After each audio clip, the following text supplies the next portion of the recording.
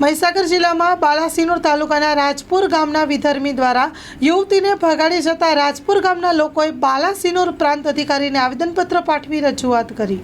રાજપુર ગામનો વિધર્મી યુવક યુવતીને ભગાડી જતા ગામ લોકોએ આપ્યું આવેદનપત્ર। કાલસર ગામે પરણાવેલી યુવતીને ભગાડી જતા ડાકોર પોલીસ સ્ટેશન નહીં નોંધાઈ ફરિયાદ। આવેદનપત્ર આપી યુવતીને તંત્ર દ્વારા લોકેશન મેળવી પરિવારને સુપરત કરવામાં આવે તેવી માંગ કરવામાં આવી છે। 3 દિવસમાં યોગ્ય કાર્યવાહી નહીં થાય તો એસપી કચેરી ખાતે ઘેરાવ કરી આપવાની ચીમકી ઉચ્ચારી છે।